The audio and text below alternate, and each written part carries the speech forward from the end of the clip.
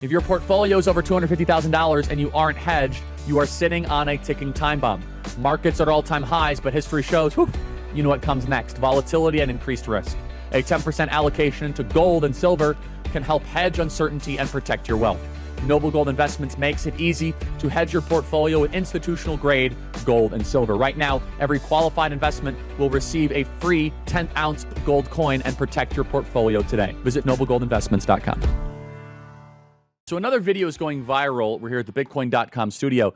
Senator Cory Booker tweeted out a response to one of my viral contention videos that I had on Jubilee from a guy by the name of Garrison Hayes. I believe that's his name. And it's very linked to the first topic here. So Garrison Hayes says that I was wrong in a video where I said that 13% of the population, blacks, commit well over 50% of the crimes.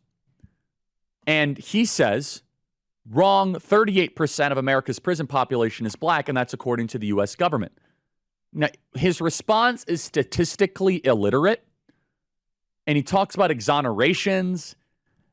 It's very, he goes to great lengths to try to fight against the reality that black America commits way more crimes than the percentage of their population. And it's an unnecessary rationalization. The fact that you have to rationalize it is an impediment to solving the problem. Play cut 380.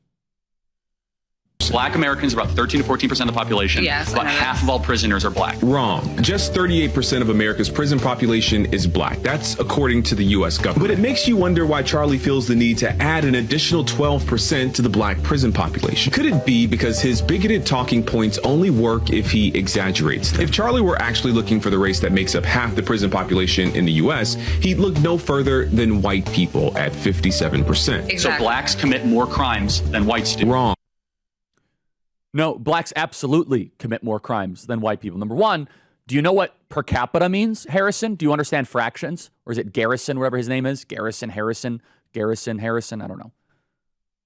So whites, which are 57% of the population, have a lower prison threshold than their allotment in the American population. And whites count Hispanics as white too. So whites plus Hispanics are actually lower than their threshold in the federal data. But let me dive deeper into this. So let me play his second piece of tape here. Play cut 381. What's painfully obvious is that Charlie Kirk isn't interested in understanding the statistics he so carelessly misquotes. He's interested in making bad faith arguments, something that becomes even more obvious in his next point. Blacks are 13% of the population, and they commit 58% of all the murders. Wrong again, and loud this time. If Charlie were interested in honesty, he would have mentioned the other 1350 statistic. Yes, black people are about 13% of the population, but make up 53% of all criminal exoneration. And then people like you have the nerve to parade these stats around as though they prove something. The reality is that you probably know these stats, but you leave them out on purpose, because to bring that stat into this conversation would make some people think. And that's the last thing a person like you wants. All right, Garrison. By the way, you're welcome. We'll have a chat anytime. I'll explain to you what per capita and what a fraction means, if you can understand that, Garrison. Exonerations are only a tiny share of total convictions. We literally have 2 million people in jail or in prison at any time, but the total number of exonerations is only a few thousand. If blacks are 55% of murder exonerations and also about 55% of murder convictions, that indicates that really they're getting convicted at the right rate. If they were wrongly convicted all the time, there'd be higher share of exonerations. Just 38% of prisoners are black means they're also vastly overrepresented of all crimes. Also, 57% it lumps in white and Hispanics into all the white category. And finally, the key is this: so much of black crime goes without arrest and conviction and a prison sentence. Half of all Chicago murders are unsolved. If we actually arrested every single black criminal, it would go to 60 or 65%. And that's just the rough math of the unsolved black-on-black crime in downtown Chicago because of anti-snitch culture and lack of policing. In most dangerous cities, police are overwhelmed, and there is bad reporting, and 911 calls go unanswered. And the left, meanwhile, wants to pile up grievances and let criminals roam free. And yes, there is a number right here that I was citing in 2019 FBI data. And interestingly, we haven't gotten the data in a while, but I know under Kash Patel we will. 51% of all murder arrests were Black Americans. 13% of the population, 51% of all the murders. And a sitting senator just applauded this nonsense.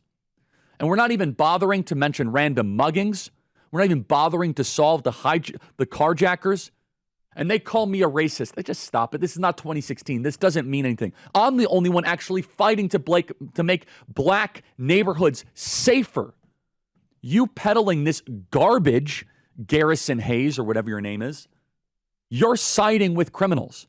And Garrison Hayes cannot get past the irrefutable piece of information that Black America has almost a multiple effect on their proportion of the population versus the crimes that they commit. And until we can say that truth repeatedly, openly, and honestly, we will not solve the teenage crime issue in this country.